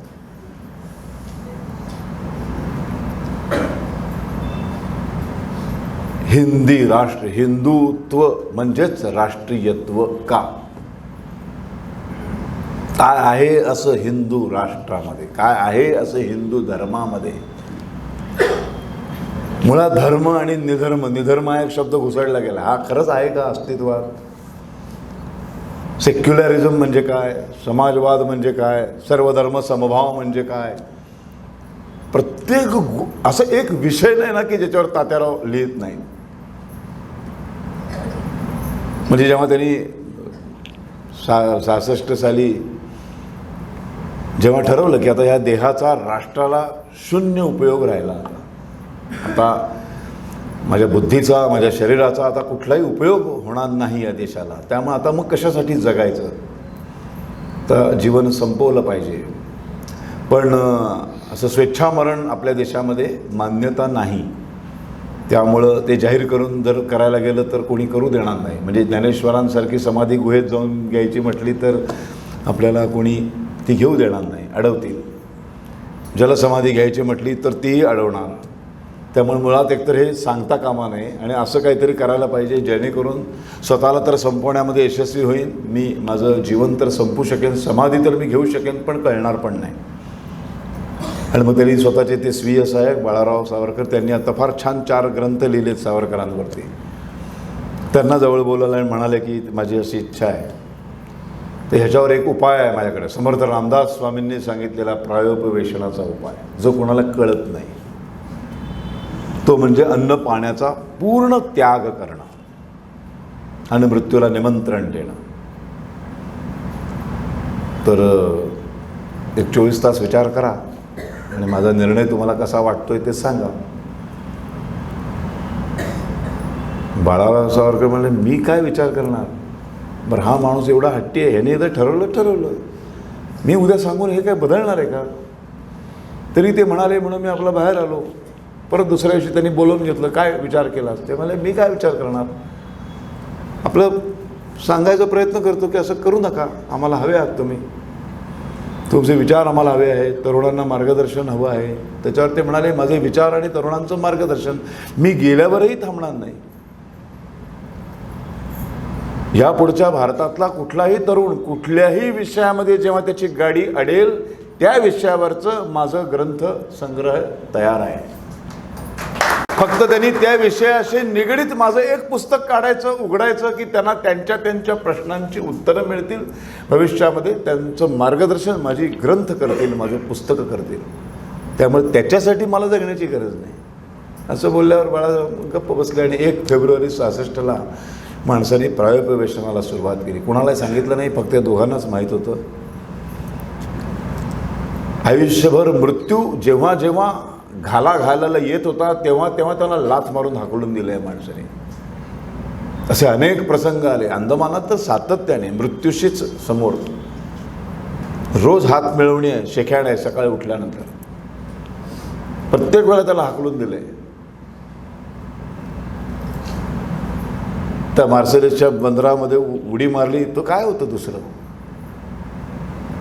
समुद्रामध्ये आधी हात घालून बघितला होता, ते हात असा गारटला, इतकं थंड, -डिग्रीमधलं पाणी. त्याच्यामध्ये हा खरचटलेला माणूस, ती खिडकी फोडून त्यातनं बाहेर पडलेला हा माणूस खरचटलेला, त्यांनी डायरेक्ट त्या खाऱ्या पाण्याच्या त्या थंड ह्याच्यात टाकलं आणि अंडर वॉटर पोहत पोहत तो तिकडे पार पडला. तेव्हा मृत्यूशी सामना आयुष्यभर सतत झालेला आहे. मृत्यूच शेवटी आता कंटाळला होता की हा येतच नाही यार. आता त्याला निमंत्रण दिलंय सावरकरांनी की बाबा ये, आता कंटाळलो मी, घेऊन चल मला. तर मृत्यूला खरंच वाटे ना, हे खरंच बोलत आहेत का, यायला मी गेलो तर पुन्हा हाकलून देतील, परत म्हणतील थांब जरा अजून काहीतरी बाकी आहे देशकार्य.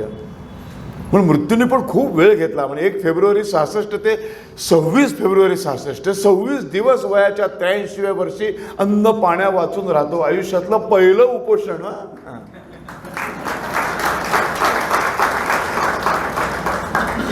पहिलं उपोषण, आणि ते यशस्वी झालं. चोरून मारून संध्याकाळी रात्री कोणी सरबत दिलं प्यालेले नाही. उपोषण हा कधीच मार्ग नाही आहे कुठल्याही लढाईचा. उपोषणावर फार मस्त लिहिलं त्यांनी. उपोषण तेव्हाच यशस्वी होतं जेव्हा राजा सुसंस्कृत असतो. काय वाक्य आहे, तात्याला वाचावं म्हणजे धमाल येते वाचायला. आता सुसंस्कृत राजा असणं म्हणजे काय, हे आता ते सगळेच घोळ आहे ना आपला. सगळं फोडून सांगायला लागते. हे दाखवा. बिचारा तुमच्यावर बरसतोय आज मी. हे नंतर नाश्ता वर द्या. आता सुसंस्कृत राजा म्हणजे काय, फार मस्त काय, म्हणजे अफाट बुद्धिमत्ता. म्हणजे आपण कधी कधी म्हणतो ना सरस्वती पाणी भरत असणार बहुतेक यांच्या घरी, अशी परिस्थिती. आता सुसंस्कृत राजा या जगामध्येच 2 होऊन गेलेत फक्त.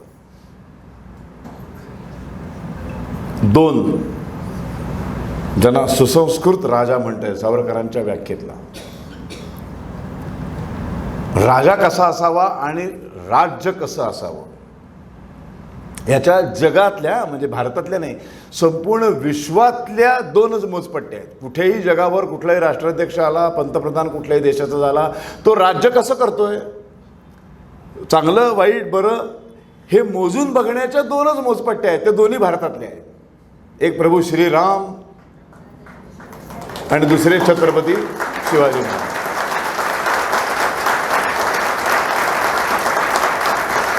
प्रभू श्रीरामाचं रामराज्य बघा ना, कोणी आलं की आपण त्याच्याशी तुलना करतो. आपल्या सहज तोंडात येतं ना, रामराज्य यायला पाहिजे. म्हणजे काय, राजा कसा असावा, रामासारखा असावा, छत्रपती शिवाजी महाराजांसारखा असावा, त्याला म्हणतात सुसंस्कृत. आता ह्या सुसंस्कृत असण्याची एक मोजपट्टी आहे. फार छान. आपण जेवायला बसतो ना, आपलं ताट, जेवणाचं ताट असतं, ते एक विशिष्ट पद्धतीने ते वाढलं जातं. गुराढोरांना असं नाही वाढत, डावी बाजू उजवी बाजू. ते काय त्यांना कळतच नाही, बैलाला म्हशीला काहीच कळत नाही. अशी काही माणसं जेवताना बघितलीत मी.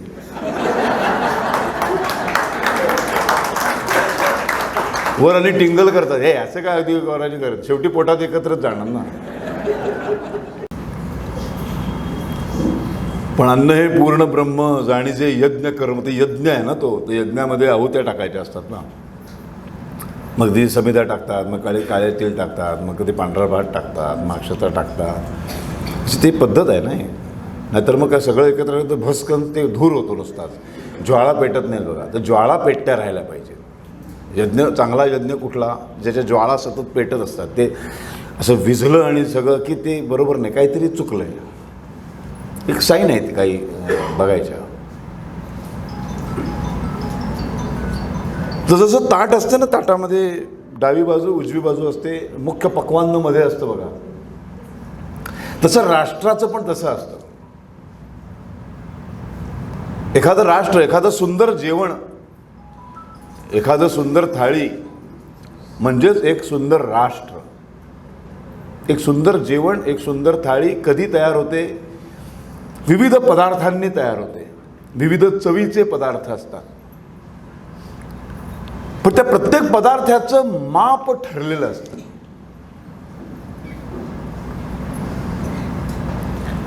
श्रीखंड, जिलेबी, गुलाबजाम, मसाले भात हे जे मुख्य मधले पदार्थ आहेत त्याचं प्रमाण आणि मिठाचं, लिंबाचं, चटणीचं प्रमाण सारखं नसतं बघा.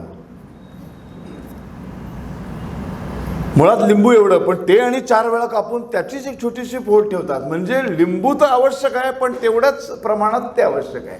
असे राष्ट्रामधले सर्व विचार असतात. सर्व विचारांची गरज असते राष्ट्राला, पण ती तेवढ्याच प्रमाणात असते. आणि जो बहुसंख्य समाज असतो त्या बहुसंख्य समाजाची जी विचारधारा असते ते मुख्य पक्वान्न असतं. आणि बाकी सगळे अल्पसंख्य असतात ताटामध्ये. लिंबू अत्यंत अल्पसंख्य, 2%, 1%, चटणी थोडी 1.5% असं. मग भरीत असतं ते जरा आणि मोठं. बघा ते वाढायचे चमचे पण ठरलेले असतात नाही का. एवढा मोठा डाव कोणी मीठ वाढायला आणत नाही. आता काय काय होतं माहीत नाही मला, म्हणून ते कळू नये म्हणून हल्ली ती बुफे पद्धत ठेवली असावी. भानगडत नको. तर असंच सर्व विचारांची राष्ट्राला गरज असते. समाजवादी विचार पण पाहिजे, कम्युनिझम पण पाहिजे, डावी विचारसरणी पण पाहिजे, हिंदुत्ववाद पण पाहिजे. पण ताट मुळात कुठलं आहे? आज आपण चटणीचं जेवण असं कधी म्हणत नाही ना. काय लग्नामध्ये काय पक्वान होतं? चटणी होती. अरे चटणी नाही रे, काय ते मुख्य आहे ना. तर राष्ट्र कुठलं आहे? फ्रान्स कोणाचा आहे? फ्रेंचांचा आहे, ते मुख्य सेकंड आहे. हिंदुस्थान कोणाचं आहे? हिंदूंचं आहे, ते मुख्य पक्वान नाही. तुम्ही मीठ, समाजवाद, कम्युनिझम हे जर तुम्ही असं वाढलं मोठं पक्वान्नासारखं तर काय वाटोळच होईल. मध्ये असं कसं खाणार? पण ते नसून पण चालत नाही. ते नसून पण चालत नाही, ते असणं पण फार गरजेचं आहे, पण त्याचं प्रमाण ठरलेलं आहे. हे ज्या राजाला कळतं तो सुसंस्कृत राजा. मग अशा वेळेला एक लिंबू उपोषणाला बसलं तर राजा येतो आणि सांगतो, लिंबा उपोषण करू नकोस, तुझी गरज आहे मला, पण तेवढीच गरज आहे बरं का. हां, पण तेवढी हवी आहे, तुझ्याशिवाय मजा नाही ताटाला, राष्ट्राला मजा नाही. अशा सर्व विचारांची किती किती गरज आहे राष्ट्राला हे कळणारा जो राजा तो सुसंस्कृत राजा. असे दोनच, प्रभू श्रीराम आणि छत्रपती शिवाजी महाराज. म्हणून त्याच्यानंतर कोणी उपोषण केलं नाही बघा. छत्रपती शिवाजी महाराजांनी कधी केलं नाही उपोषण, प्रभू श्रीरामानेही केलं नाही. अहिंसा परमो धर्म, अहिंसेसारखं शस्त्र नाही. हिंसा काय आपलं धर्महिंसा तथैवच, हे पुढचं आहे ना. अहिंसा परमो धर्मा, धर्महिंसा, तर ते पुढचं अर्धा श्लोक आम्हाला शिकवलाच नाही.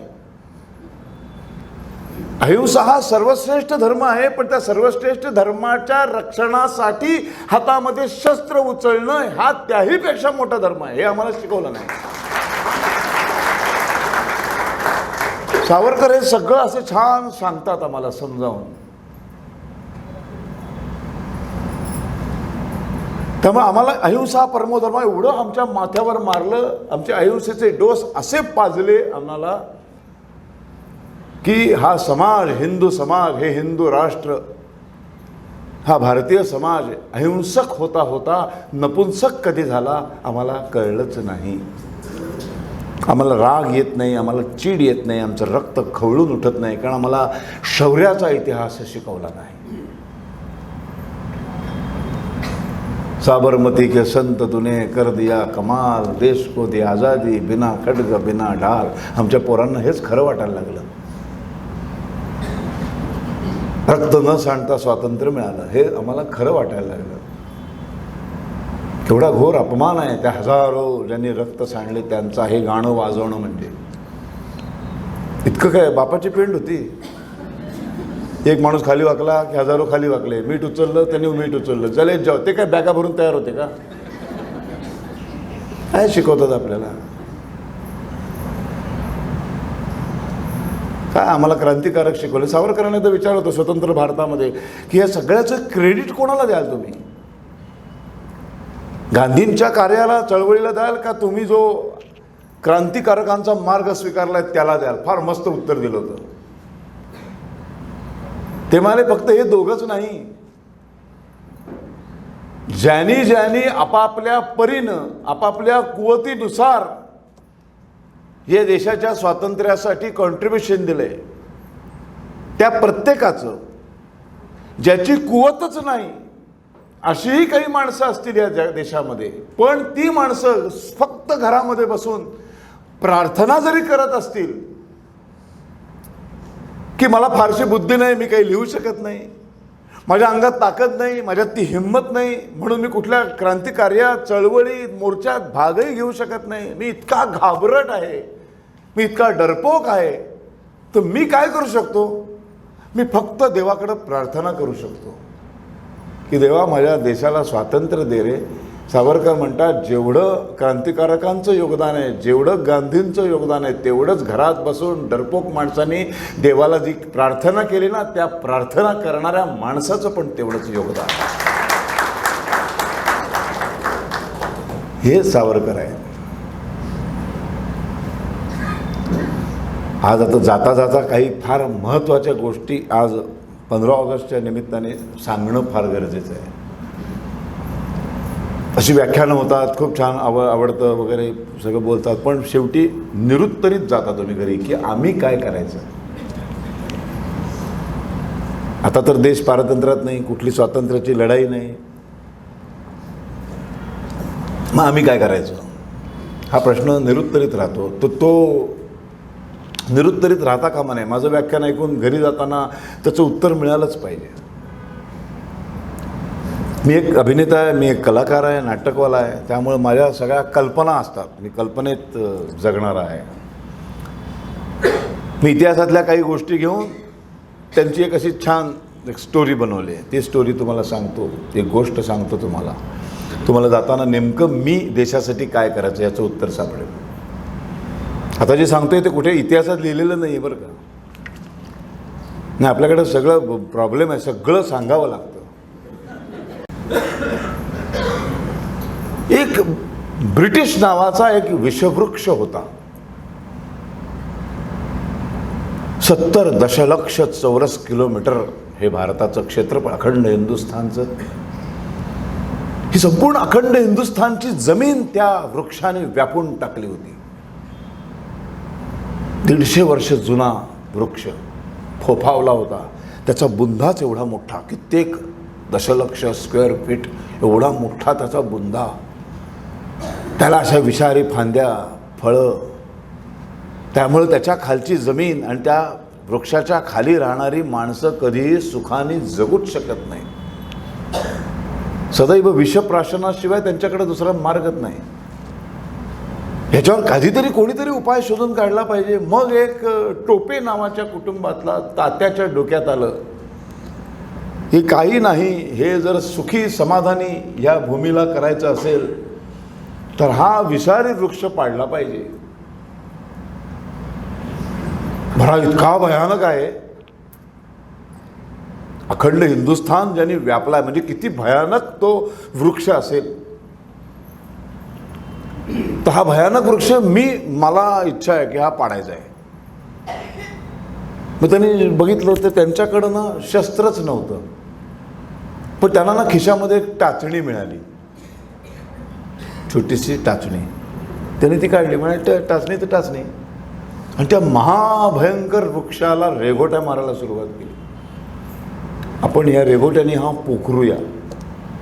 आजूबाजूची जाणारी माणसं बघायला लागली, काय करता येतात त्या, काय नाही रे, वृक्ष पाडतोय, कशाने, ती टाचणीने. हसायला लागली, वेडा ठरवला त्याला. तात्याला माहीत होतं हे शक्यच नाही आहे, ही अशक्य म्हणजे चमत्कार झाला तरी हे होऊ शकत नाही की टाचणीने हा वृक्ष पडला. पण मी काहीच न केलं असं होता कामा नये. तर मी पहिली टाचणी मारली. 100-200 वर्षांनी कधीतरी जेव्हा वृक्ष पाडतील तेव्हा माझ्या 15व्या पिढीतला एक टोपे कुटुंबातला म्हणेल की आमच्या 15व्या पिढीतल्या एक तात्या नावाच्या माणसाने पहिली टाचणी मारली होती म्हणून हा वृक्ष पडला. त्याला वेडा ठरवला. जाणं येणारी माणसं त्याला मूर्खात काढत होती. मग तिच्या बाजूने एक घोड्यावरनं बाई चालली होती, तिचं नाव झाशीची राणी.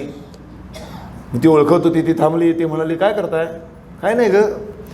एक अंतिम सत्य माझ्या लक्षात आलंय, बाकी लढाया वगैरे हे सगळं झूट आहे. हे हा वृक्ष पडल्याशिवाय ही भूमी आणि या भूमीवर राहणारी माणसं सुखी होऊ शकत नाहीत.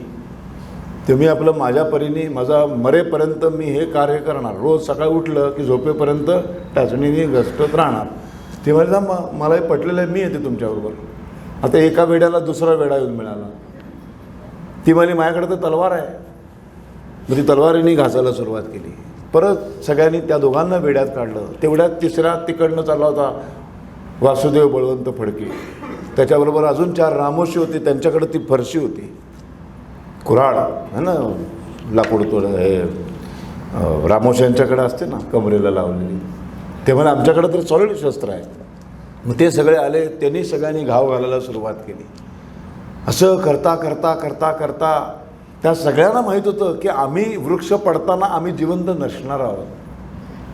त्या सगळ्यांना माहीत होतं याचं फळ उपभोगायला आम्ही नसणार आहोत. पण हे पाडणं हे आपलं कर्तव्य आहे. आणि मग असं करत करत मग हळूहळू ते वेडाचं रूपांतर देशभक्तीमध्ये व्हायला लागलं. आणि मग ते लोण पसरायला सुरुवात झाली. इतकं पसरायला लागलं, इतकं पसरायला लागलं, जो येणार तो प्रत्येक माणूस आता आपापल्या खिशातलं एक एक शस्त्र काढायला लागला. मग तिकडनं भगतसिंग आला. तुम्हाला तर मी एक बॉम्ब फोडतो, मोठा बोगदा पडेल. मग त्या दोघांनी 2-4 बॉम्ब टाकले, गोळ्या कोणीतरी मारल्या आणि तो वेगाने वृक्ष पोखरला जाऊ लागला. पिढ्या संपल्या, दुसरी पोरं बाळं आली, त्यांनी परत तेच कार्य सुरू केलं. असं करता करता करता करता 150 वर्षानंतर तो संपूर्ण वृक्ष पूर्णपणे पोखरला गेला. आता टाचणीची पण गरज नाही, नुसतं ढकलायची गरज होती की तो पडणार होता. तेव्हा आले आमचे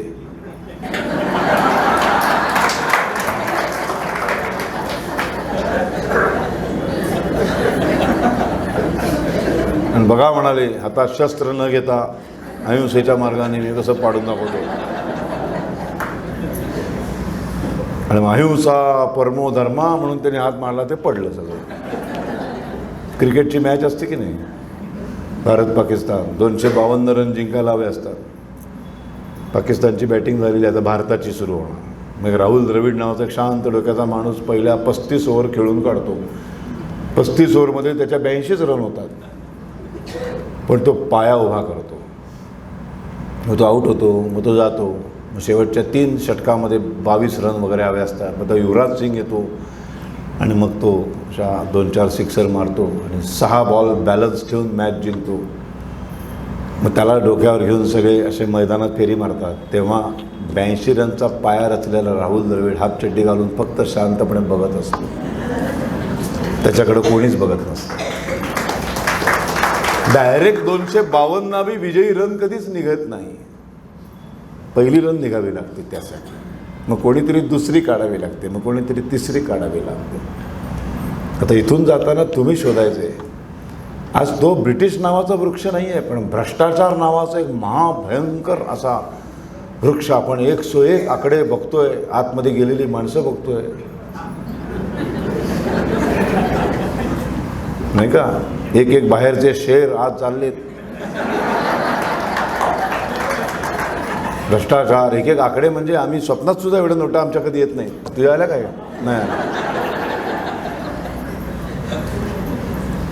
आता हा भ्रष्टाचार रूपी जो वृक्ष आहे ना, तो आपल्याला पोखरायचा आहे. 24 तासाच्या दिवसातली काही 24 मिनटं मी माझ्या देशासाठी काय करेन असा विचार करून इथून निघा. 101% खात्री आहे, 1 महिन्याच्या आत तुम्हाला उत्तर सापडेल. 95 साली माझी पहिली मालिका आली, दामिनी. आणि मग हळूहळू मी घराघरात पोचायला सुरुवात झाली. मग नाटकं आली, मग नथुराम गोडसेने एकदमच लोकप्रियता मिळाली. आणि मग माझ्या लक्षात आलं की आता मला माझी टाचणी शोधली पाहिजे. माझ्याकडे काय आहे तर माझ्याकडे वक्तृत्व दिलं आहे.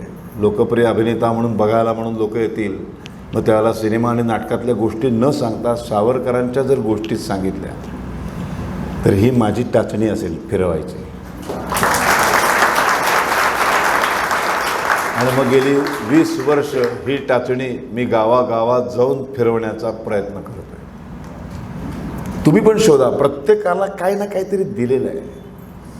मी तर यवतमाळला भाषण झालं आणि एक अतिशय सामान्य बाई व्याख्यान झाल्यानंतर आली म्हणाली, माझी टाचणी कुठली हो? इतकं निरागस तिने प्रश्न विचारला. म्हटलं का हो असा प्रश्न पडला? ती म्हणाली, अहो मी आमचं 22 माणसांचं कुटुंब आहे, 5-6 भावंड आणि त्या सगळ्यांचं जेवण खाण्यातच दुपार होते, मग 1-1.5 तास झोप होते की रात्रीच्या जेवणात लागते. मी महिना घराच्याच बाहेर पडत नाही. मी तिला म्हटलं तुमच्या हातात 1 तारीख आहे दर महिन्याची टाचणी फिरवायची. ती म्हणली म्हणजे? फक्त तुम्हालाच माहिती आहे की घरातले कुठले पदार्थ संपलेत आणि ते नवीन दर महिन्याला वाण्याची यादी तयार करायची. ते म्हणे हां तुम्हाला माहीत असतं ना गुळ किती संपला आणि मीठ किती संपलं आहे, टूथपेस्ट संपली आहे का नाही. फक्त ती यादी बनवताना तुमच्या घरातल्या एखाद्या तरुण मुलाला जवळ बोलवा, त्याला म्हणा तुझं ते मोबाईलमधलं नेट चालू कर आणि त्याच्यामध्ये स्वदेशी.com नावाची एक वेबसाईट आहे, ती टाक आणि मी आता एक पदार्थ सांगते, ते कुठल्या भारतीय उद्योगपतीचे आहेत आणि कुठल्या परकीय उद्योगपतीचे आहेत तेवढं मला सांगावं. आणि मग ती यादी बनवताना मीठ, मग टाटा नमक, टाटा आपला आहे हां, मग आपलेच पैसे आपल्याकडे राहणार, लिही तिथे टाटा नमकच पाहिजे त्या वाण्यात सांगायचं, दुसरं चालणार नाही. टूथपेस्ट कुठली घेतली की आपल्यात पैसे, आपला उद्योगपती आपला का परदेशातला आहे, मग त्याच्यावर सगळं येतं स्वदेशी.com वरती. हे करा तुम्ही. तुझ्या नवऱ्याने जे पैसे तुला घर चालवायला दिलेत ना ते सगळे भारतातल्याच उद्योगपतीकडे जातील. देशभक्ती करण्यासाठी सतत राजकारणातच जायला पाहिजे, मिलिटरीतच जायला पाहिजे अजिबात नाही आहे. आत्ता इथे कार्यक्रमाला आलात तुम्ही, अनेक लोक गाड्या घेऊन आले असतील, अनेक लोक बाईकवरनं आले असतील. कार्यक्रम संपल्यानंतर खाली जा आणि तर तिराईतून आपण किती मूर्खासारखी गाडी लावली आहे. अशी गाडी लावली की 2 माणसं आपली गाडी काढल्याशिवाय घरीच जाऊ शकणार नाही. इतकी अप्रतिम आपण पार्किंग केलेलं आहे. हे पार्किंग सुद्धा करताना अजून 4 गाड्या कशा लागतील आणि माझ्या गाडीमुळं कोणालाच अडचण होणार नाही, इतकं छोट्या छोट्या गोष्टीतून देशाची सेवा करता येते, जी जपानने आपल्यासमोर उदाहरण घालून दिलं आहे. आपण काहीतरी शिकलं पाहिजे. आज कार्यक्रम संपल्यानंतर एकानेही माझी स्वाक्षरी घेऊ नका. आपल्या घरामध्ये सावरकर, छत्रपती शिवाजी महाराज, लोकमान्य टिळक, महात्मा गांधी, डॉक्टर बाबासाहेब आंबेडकर, रामायण, महाभारत ही सगळी पुस्तकं खरंच आहेत का घरात? नसतील तर ती आणायचा प्रयत्न करा. त्याच्यासाठी 2 पैसे बाजूला काढा. एका दुसरा ड्रेस नाही घेतला तरी चालेल. एक दिवस ब्युटी पार्लरमध्ये न जाता शिवचरित्र आणलं तर त्याच्यासारखं उत्तम सौंदर्य काहीच नाही, नाही का? अशा पद्धतीने राष्ट्रसेवा करायला सुरुवात करा. आज एकाने माझा फोटो काढू नका. आपल्या घराच्या भिंतींवरती सावरकर आहेत का, हे सगळे महापुरुष आहेत का, नसतील तर ते आणून लावा. ते गुलाबाचे ताटवे काही दिवस बाजूला काढून ठेवा. काहींच्या घरामध्ये घोडे धावत असतात, नको. थोडे दिवस घोड्यांना विश्रांती द्या, तबेल्यात बांधून ठेवा आणि हे सगळे आजोबा लावा. मग तुमची मुलं उठतील, सकाळी म्हणते हे कोण आजोबा? एक जिरेटोप घातलेला ज्याचं नाव शिवाजी महाराज, एक पगडी घातलेले, एक काहीच न घातलेले, काठी घेतलेले,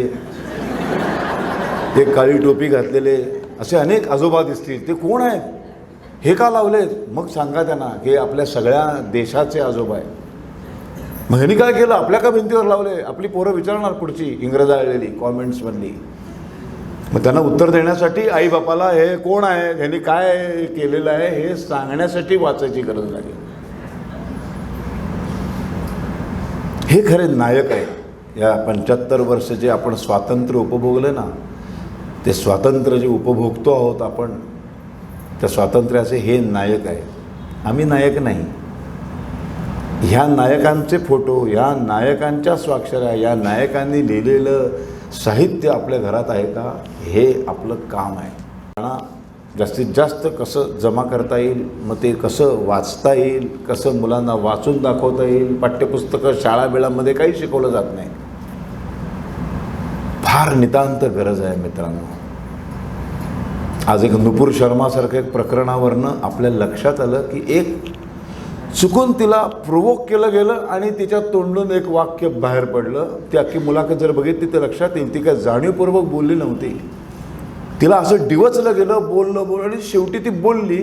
बोलल्यानंतर बघा, मुसलमानांच्या देवाबद्दल केवळ एक वाक्य, ते सुद्धा त्यांच्याच ग्रंथात लिहिलेलंच बोलली. ती 57 राष्ट्र एकत्र आली आणि मोदींना एक निर्णय घ्यायला भाग पाडले. तिला माफी मागायला लावली सुप्रीम कोर्टाने. ही एकीची ताकद आहे. त्यांच्याकडे 57 राष्ट्र आहे. त्या भूतलावरती हिंदूंचं म्हणावं असं एकच राष्ट्र आहे, हिंदुस्थान. दुसऱ्या कुठल्याही देशाचा किती वर्ष राहा, 50-60 वर्ष राहिलात तरी तुम्ही दुय्यमच नागरिक आहात. माझा हक्काचा देश असा माझा म्हणावा, तिथून मला कोणीही हलवणार नाही, असा एकच राष्ट्र आहे, ते म्हणजे हिंदुस्थान. आणि म्हणून हे हिंदूंचंच राष्ट्र असायला हवं, हे हिंदू राष्ट्रच व्हायला हवं. सावरकरांचं स्वप्न पूर्ण व्हायलाच हवं आणि ते होणार. फरक पडतोय, नक्कीच फरक पडत चाललाय. 20-22 वर्षांपूर्वी जेव्हा मी व्याख्यानं सुरू केली तेव्हा 6 महिन्यातनं 2-3 संस्था मला बोलवायच्या. आता महिन्याला 5-7 संस्था मला बोलवतात. हा फरक पडला. सर्व समाजातली लोक बोलवतात बरं का. आणि सर्व समाजातल्या लोकांना आता सावरकर ऐकायचे, समजून घ्यायचे. कित्येक काँग्रेसवाले पण बोलवतात, फक्त सांगतात आमचं नाव घेऊ नका.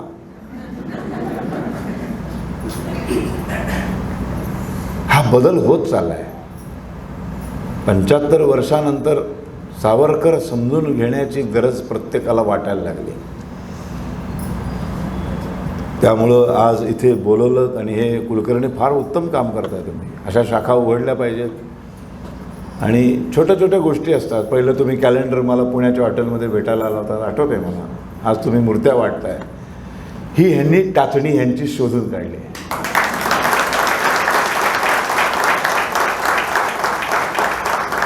तुम्ही सुद्धा आज इथे आलाय ऐकायला, हे काही कमी नाही आहे.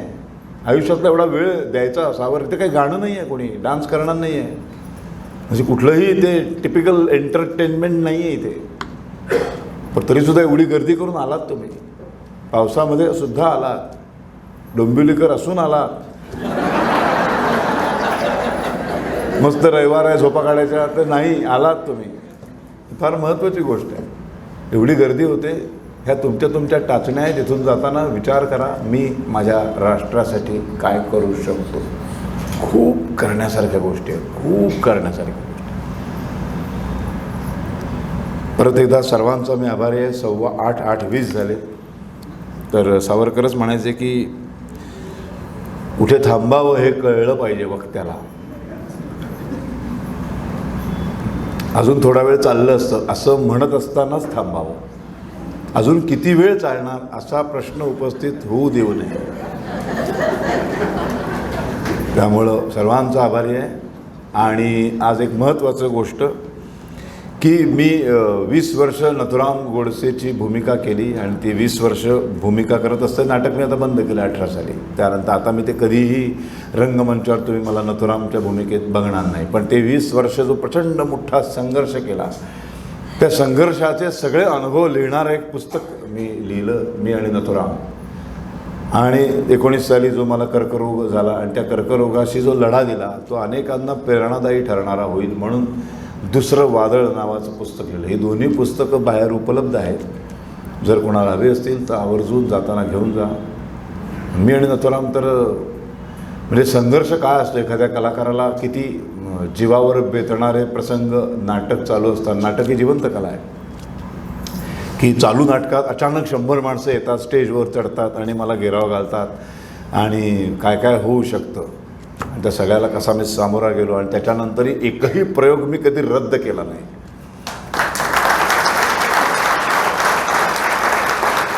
6 सत्यामध्ये आणि विचारांमध्ये जर तुम्ही ठाम असाल तर तुमच्या अंगाला कोणी हात नाही लावू शकत.